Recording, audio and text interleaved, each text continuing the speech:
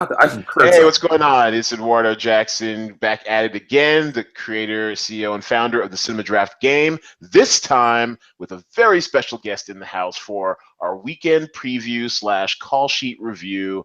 My boy, Jay Devlin, the first week historical champion on his girlfriend's account. Say hello to the people, Jay.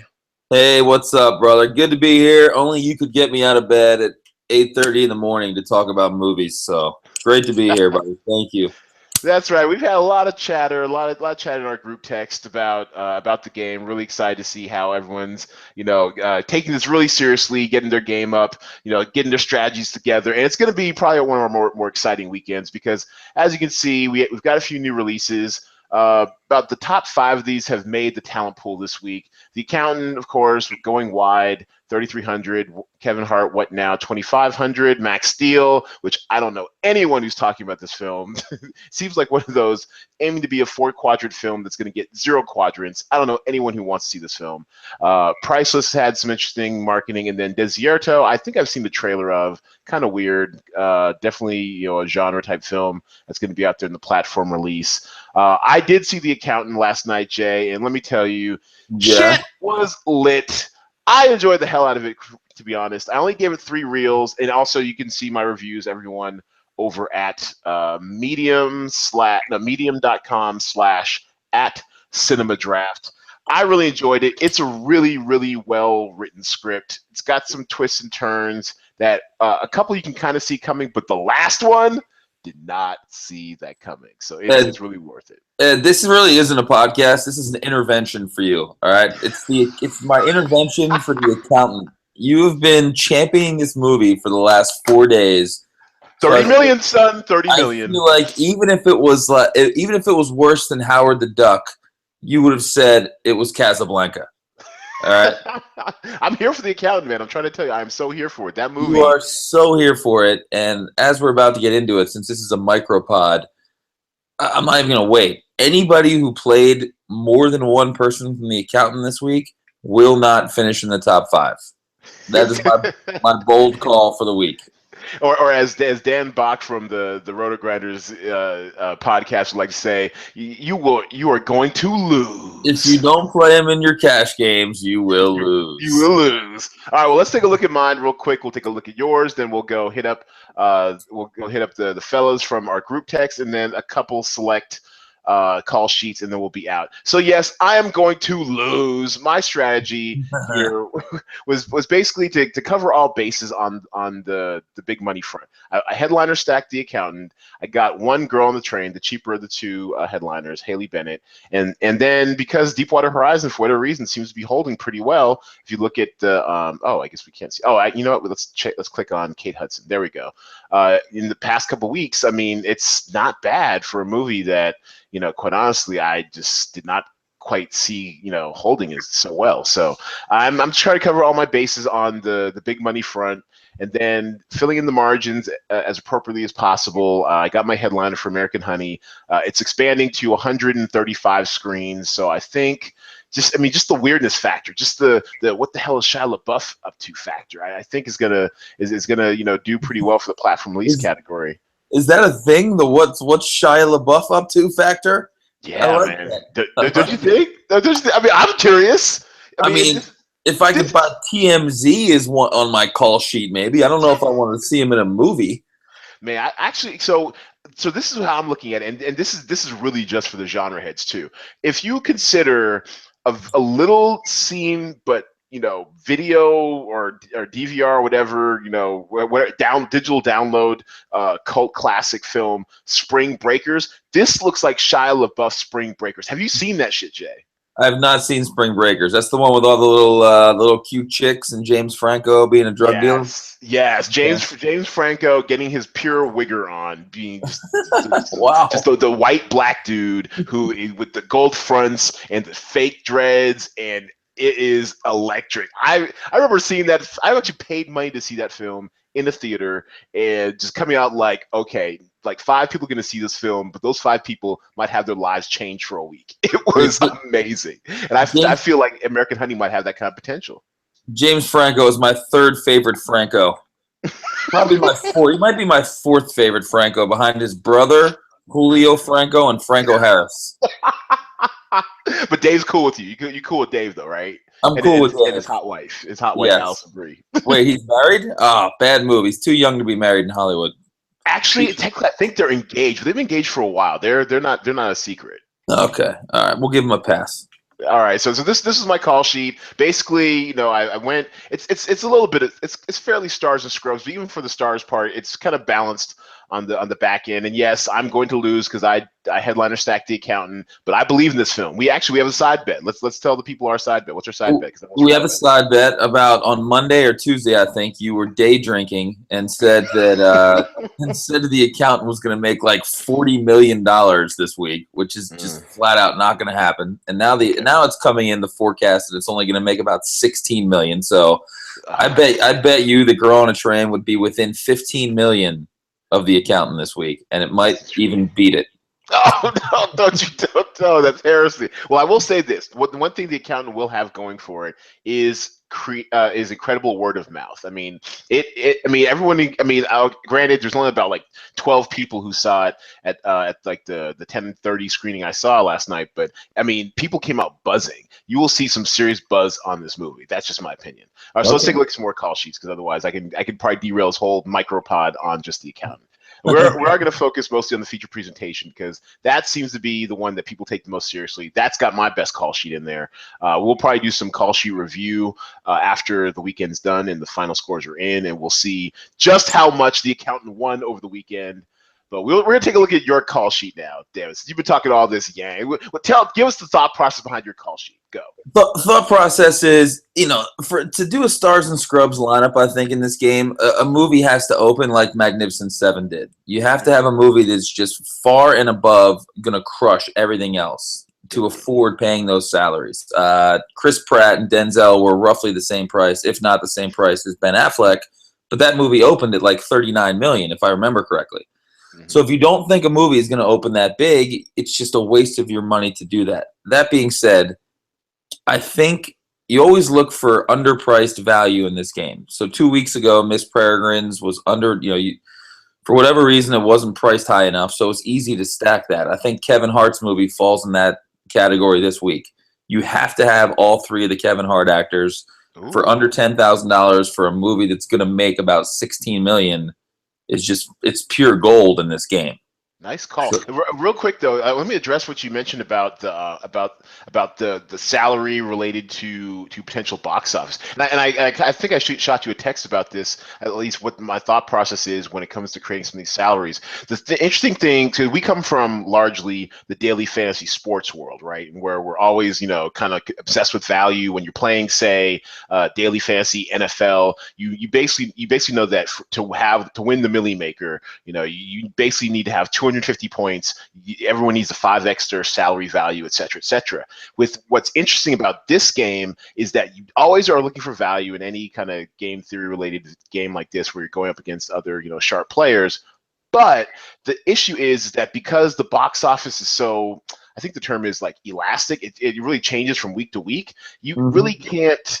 I mean, there really isn't like a salary value goal per se, because you're going to have weekends where 10 million might take, the top of the box office versus, other weekends, especially during the holiday season or the summer season, where it's going to be 50, 60, 100 million or more. So, but I do like how you're thinking though, as far as like you want to, where you're looking relatively value-wise, like to percentage of box office. It's kind of where we want to be at, thinking like, okay, and that's how I make the salaries too. It's like, okay, what share of the box office do I think this movie's going to make? And then I kind of work backwards from there on salary. And doing these salaries and the talent pool on a Monday where almost no information's out there, to the general public, you're kind of taking shots in the dark. You're kind of relying, anecdotally on marketing and what have you.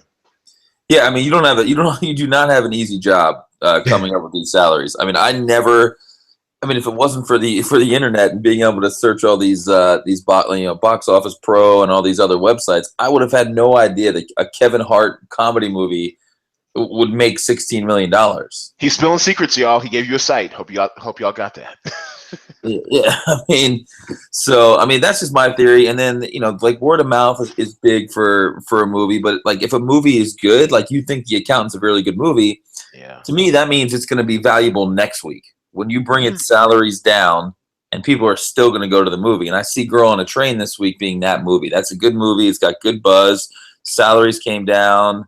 And it's Such been sharp insight. That's a real. I never considered that. This is thank you for schooling me on my game. I never thought of it. No, seriously. Like, and when you were talking last week in chat about how you were like studying weather patterns and stuff like that, which I thought was a little bonkers, but it was kind of true. I mean, maybe the hurricane depresses a turnout. Maybe this, maybe that. You're really bringing an extra layer of game theory to this game, and I really appreciate it. I sound like the biggest fucking nerd right now. And you're not helping me. A nerd who was cashed out twice. That weather pattern conversation was in fucking private, Ed. Don't share my dirty laundry with everybody. Fair enough. Okay, so you maxed out on Kevin Hart. Girl on the Train, you said will have like a holdover value. I like that, and you just basically filled in the margins. Well, no, then I just stuck with what the money that I saved by not rostering anybody from the accountant. I was then also able to get the headliners from Deepwater Horizon, which is going to be like we'll be talking about Deepwater Horizon in 2 or 3 weeks the way that we talk about Sully now. Wow, we're going to be like, wow, people just keep going to this movie. Hell, I'm probably going to go see it on a matinee tomorrow. I mean that's an excellent point. Yeah, I mean it's just when a movie is just good. It's like 2 or 3 weeks in, it's okay to keep rostering that movie because the price has just come down. You're still going to get those millions. You're still going to get 5, 6, 7 million. Deepwater Horizon might even do like 8 or 9. I mean, I don't even if it does 10 million this week, that would be 14 points with the headliner bonus. That would be amazing. That's like stealing points. But if it does like 7 million, you're still getting incredible value. If the accountant opens under 20 million, then what you paid for the Deepwater Horizon people is a steal. So sharp, such sharp insight. Let's spread your insight to other people's call sheets. Let's take a look at a couple of our buddies from the group text, the what I like to call the League of Extraordinary D-Gentlemen. Let's see, who's up first? The Hebrew Hammer. He also Mike Stranger. Mike Stranger, big shouts. I actually also have a side bet with him, trying to encourage him to get into the top 10. If he does, I have to give up a sharp, crisp namesake and Andrew Jackson. So yeah, break down his call sheet for us, Jay. I don't even want to talk anymore. You seem to know what you're doing more than I do. No, I mean, see this call sheet. I mean, right off the bat, he's got 2 people from the accountant, which isn't. He's only got one. He's only got Kevin Hart. Yeah, I mean, I don't know. It's only his second week. I mean, his call sheet this week is exponentially better than his call sheet from last week. So that's also the cool thing about this game is watching people. They get better really quickly at it. True, they kind of figure it out. So his lineup is way better this week than it was last week. But yeah, there's just a couple. There's just no reason to have anybody from Max Steel on there. Agreed. Have you seen a number tracking on it? Because I haven't even seen a number tracking on it. Like no, I think I saw 5 million or something. Not even 3.8 million. Oh, abysmal. Yeah, and that's in 2,034 theaters, and that is horrendous, dude. That's and honestly, I'm not even sure if we'll get that. I've seen like maybe 3 or 4 commercials, and even though I DVR stuff and skip through commercials, you can still catch glimpses of stuff. I haven't seen any kind of marketing of this stuff, and I watch everything. So that's, not at all. I thought it was like the sequel to Real Steel. Maybe you'll con some people into seeing it. The movie with Wolverine in it. Yeah, so that was a mistake by him. I mean, because he had $400 left in salary, he could have got somebody from the Kevin Hart movie with that money, and that's an extra 15 points minimum right there. But the real question is, does he have enough to make the top 10? Do you think? I don't know. He's got 2 Max Steels. That's gonna kill him. It's gonna kill him. Okay, well, let's see what. Hopefully, we'll see what the Friday estimates bring Saturday afternoon, and then we can really start talking our ish in the group text. We don't have to wait for results to talk trash. True. Yeah. You see me on the basketball court. I'm still not at my fighting weight. I'm still talking, trash like I hang with you. Oh, so that's how it's gonna be. How it's gonna be. I think that's the first thing you said to me when you saw me shoot a jump shot. The very first time we played, I hit about a 26-footer. You go, okay, in my grill. That's how it's gonna be. Let me push up on this dude a little bit. All right, so this is our boy D Meeks. This is his call sheet, and this looks fairly solid. I'm curious to see. Oh, actually, well, you know what? He went wrong with Birth of a Nation. As much as I love the Yeah. Birth of a Nation, it's not gonna perform for him. Probably, it's actually it came down in price, probably like 3 or 4 thousand. But I don't know, man. Let's see, the accountant, Max He, Steel. Oh, Max Steel. Yeah, it's not gonna do anything. I don't see. I don't hate the one. Like having one person in the accountant is not bad strategy. You have to make sure it's a headliner if you do it. It can just True. be a random guy. But Hmm. again, like he's not far off from having a good lineup. If he had Affleck or Anna Kendrick, and then he had instead of having these people from Birth of a Nation, he had them or Max Steel. If he switched those to Kevin Hart people, that's a good lineup. Then you get a fighting chance. So he's not far off from having a good lineup, but this is not a top 10 lineup. As we speak, in the group text, the Hebrew Hammer himself screenshotted subscribing to the Cinema Draft podcast. He's like, "Where's the new fire?" Oh, that's awesome. I have enjoyed this too much. You have no idea. I've enjoyed this too much. And brilliant analysis as usual. This actually, actually, I think D Meeks will crawl into the top 10. I think there's enough firepower here. Storks is it just seems to be a consistent, middle of the road, performer. He's got his Deepwater Horizon. He does have Girl on the Train and the accountant. So there's enough here, like about 60% of his lineup of his call sheet actually is going to perform for him. So I think I'm predicting a top 10 finish for D Top Meeks. 10, okay. He's Yeah, close. top 10. Yeah, His he's lineup close. is close to being like pretty solid. Yeah, absolutely. And I think that covers the group chat. Let's take a look at my nemesis. Oh no, I'm sorry. Let's do DCT wins. He's DC also that's DC Twins because he has twin daughters. DC Twins. Oh, okay, Yeah. DCT wins. Okay, DC Twins. I've been chatting with the guy for months now. I found out what his name is. So basically, his call sheet. Okay, yeah, it's got an anchor right here in the middle, which you learned the hard way last week. Middle school, the worst years of my life. Fucking This will middle be the school. worst. This will be the worst weekend of his box office. With this Magnificent Seven's kind of run out of steam. But otherwise, it's not bad. Birth of a Nation, it's as much as I love some Birth of a Nation up here in the corner, it's not going to do what it needs to do for his call sheet. But this is his first week, correct? Well, yeah, it is. So I mean, I think of all the guys that have done it for the first week, this is a better effort than Mike did last week. Right. Yeah, so So he's still coming out pretty hot. And let me tell you, just he's got an account in here. Let me just say about Cynthia Day Robinson. Gorgeous and watching her for okay. years. I remember her forever, but her role is actually pretty pivotal in The Accountant. And I remember looking at her the entire movie, like, who is she? She looks familiar. I've seen this face before. She does a really good job. Big shouts to you, Cynthia. I'm sure you will backtrack eventually to listen to all of these pods once this thing blows up. Love you. Holla at you, girl, when I'm in LA next week. Whatever. And let's take a look at Jaybirds, and then I think we can probably call it good. Jaybird is our nemesis. He's been the Jaybird, terrorist. Max Steel, not gonna do it. And I think he might have IM'd me last night too after a theater call lock I'm sorry, call sheet lock, and the game started. Like, I think I might have gone bad Max Steel. I'm like, yeah, you might have. Otherwise, it's a really strong call sheet.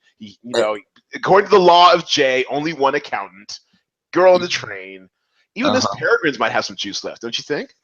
100%. I love everything about his call sheet except for Max Steel. Max Steel. You could have gotten Everything another. else about it's fantastic. What would you have slid in there instead of Max Steel if you had a salary or budget left over? What would you have stuck there? That's a good. I don't know off the top of my head.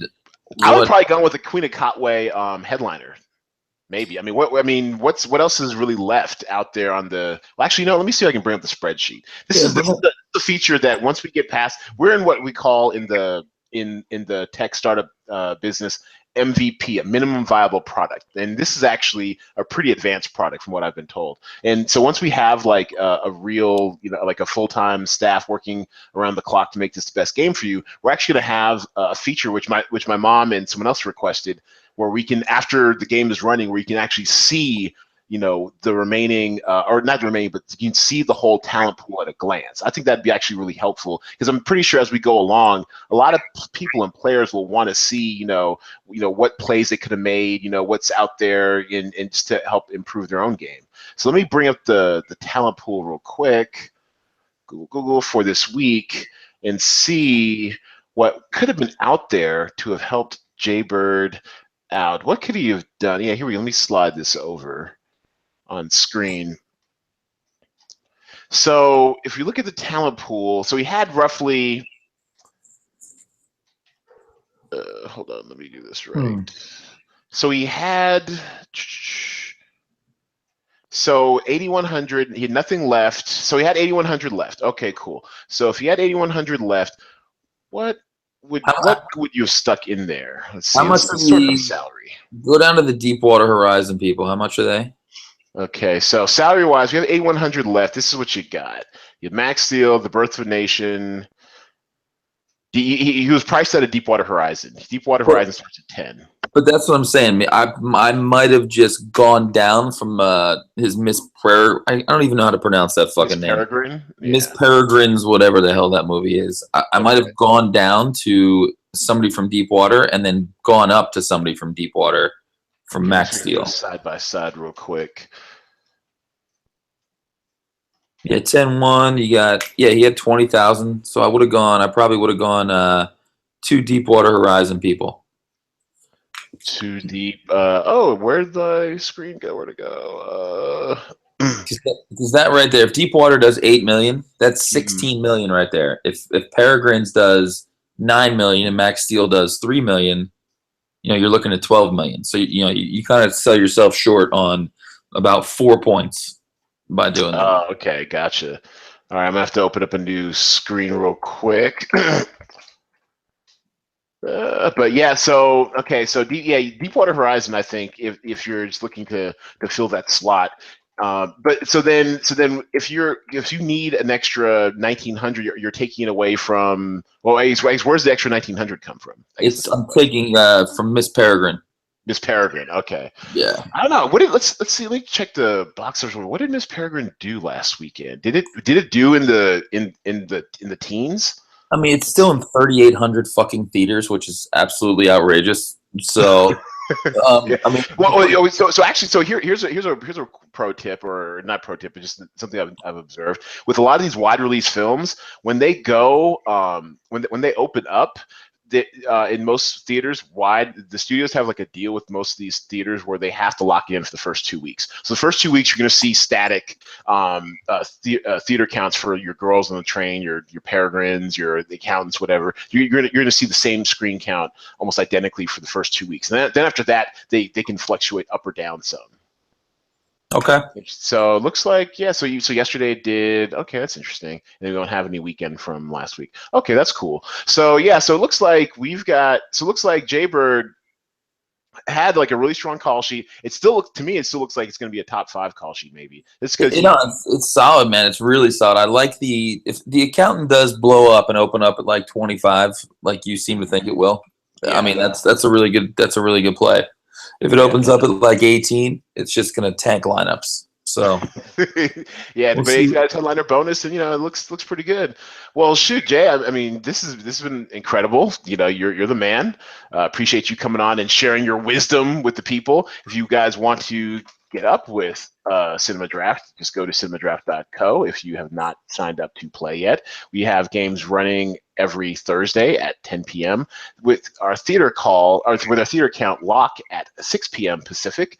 Game runs at 10 p.m. Pacific. We should have new talent pools for you to play at Tuesday morning. I try to get those out as soon as possible. Follow us on all of our social media channels, Facebook through iTunes, where you can subscribe to the podcast, like our boy, the Hebrew Hammer, has, and see all of our amazing content for you, including our weekly podcast next week coming up on my birthday. I can't believe I'm working on my damn birthday. Next Tuesday, we'll be recording it with our guests returning from last week, the amazing duo of KG and G Nice, and our normal co-host, Peter Vogt, the lead designer of this beautiful site, which you're used to. Anything you want to leave a part? Oh, and give a shout out for your podcast, Jay. Yeah, Plug your stuff. do a radio show called Mostly Sports out here in LA. You can find us on iHeartRadio. You can find us on UBN Radio, then iTunes. Just throw Mostly Sports in the Google machine, and you'll see Mike and I's ugly face. Ed, looking forward to having you on the show when you come back out to LA. Shout out to the guys in the Hederman group. We're going to blow this thing up, man. Cinema Draft is going to be, the next big thing, and I'll be living in your guest house one of these days. That's what I'm talking about. Great stuff as always. Appreciate you, and we will see you all later next time.